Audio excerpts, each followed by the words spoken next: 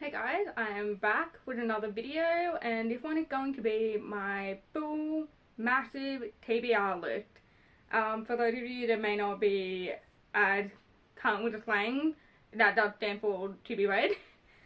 Pretty self-explanatory. I do have a shirt on, that means I can wear my mic normally, so hopefully it is working and still picking up audio.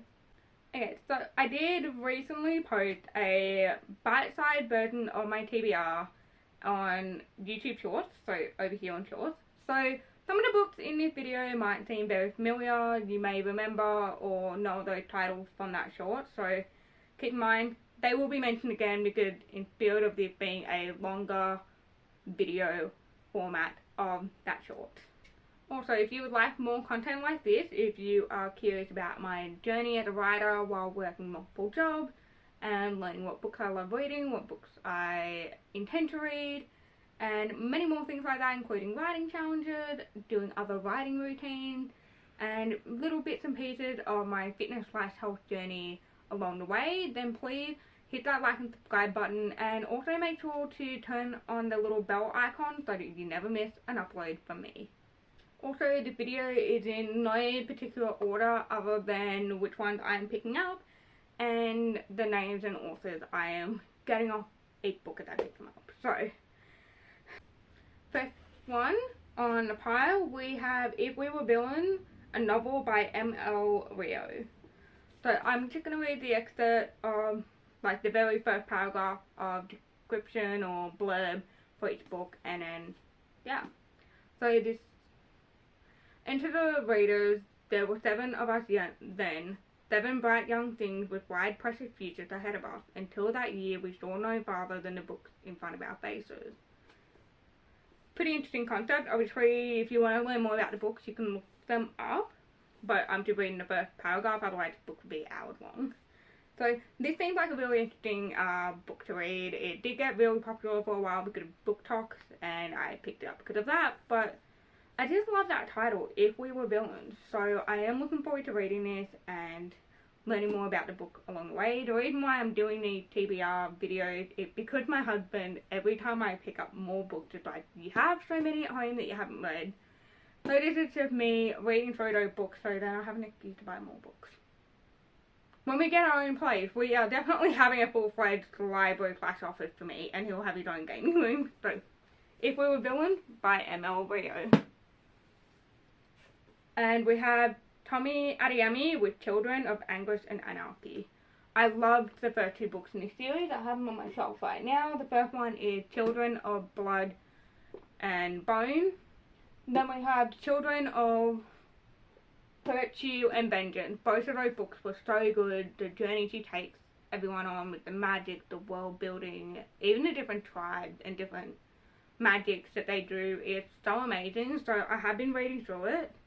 It's been really, really good so far, and I'm definitely sad that this is the last book in this particular series because it has been so good and it's been such a great world to dive into, and I can't wait to see how this story ends. Next we have Mad Mabel by Sally Hepworth. They called it murder, she called it justice. I actually have another book by Sally Hepworth that I absolutely love. I have it on my shelf up here called The Soulmate. That book was so good, so mysterious, so like intriguing at the same time. It kept you pulled in. So I was very curious and really wanted to get another book by her, so I did. The blurb for this is, in 1959, at 15 years old, Mabel Weller became the youngest Australian in history to be convicted of murder. Sounds right up my alley. If you know me, you know I like true crime, so this is going to be an exciting read. Like I said, I love the other book I've read by Sally Hepworth. I'm probably going to end up with a collection of her books, but I also just love how it looks. Like, all of her books have this nice clean look. Next one, I actually bought this the other day because I fell in love with the cover. Really good.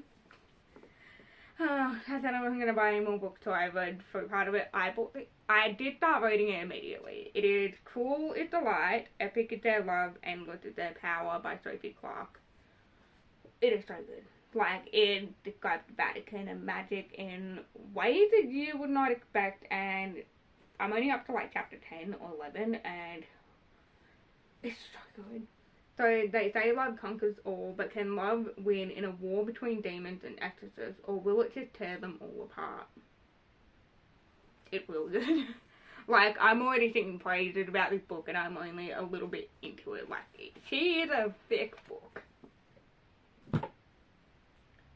Next we have Moon Over Soho by Ben Alenovich, which I just got because the cover is really cute as well. I love the blue and the pink together, and pink's not really my colour. London is dancing to a darker tune.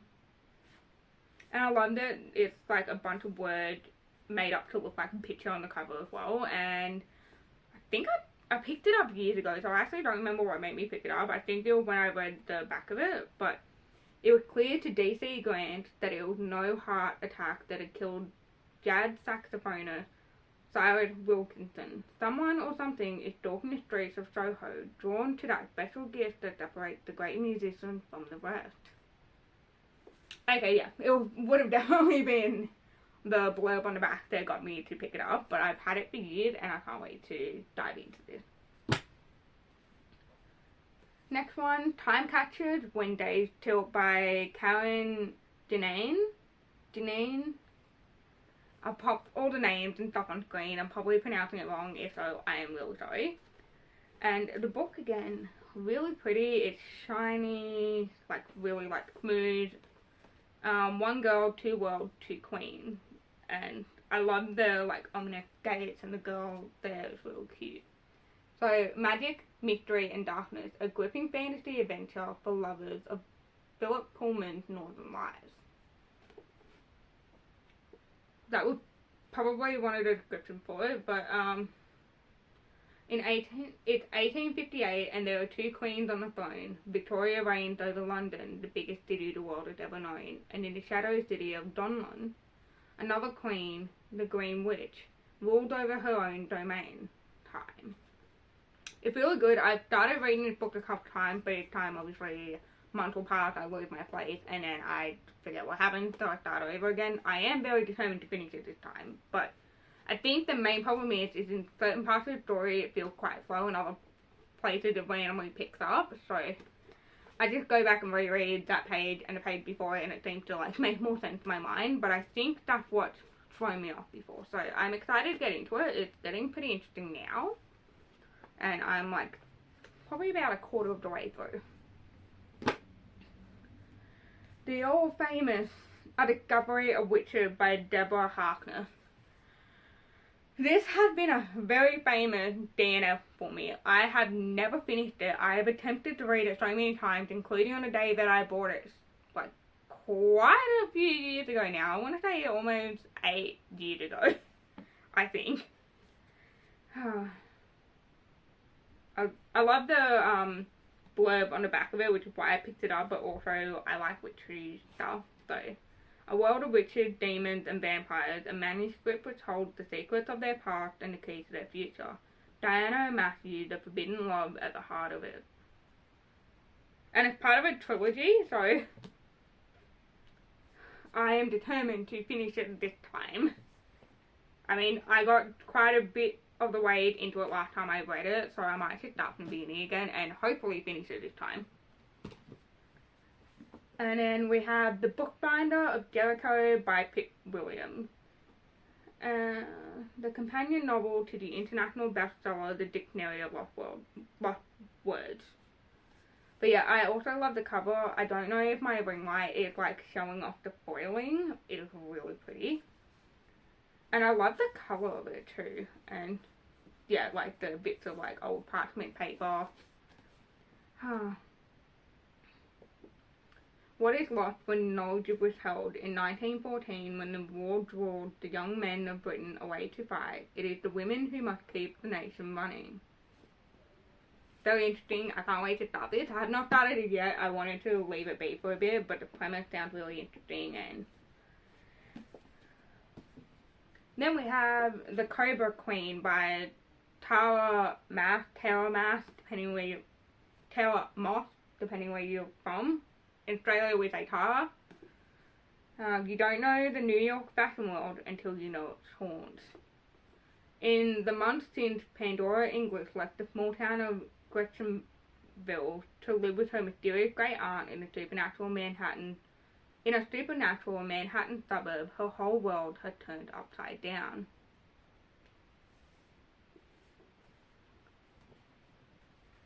The Atlas 6 by Olivia Blake. 6 are chosen, only 5 will walk away. Knowledge is carnage.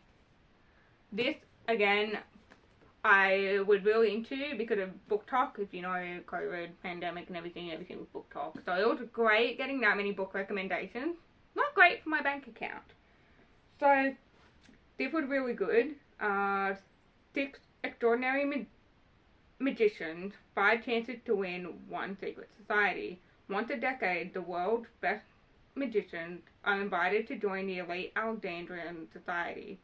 Its members enjoy a lifetime of power and access to ancient secrets, but only 5 places are offered. So after recruitment by the mysterious Atlas Blakley, the candidates must complete a rigorous year of arcane study.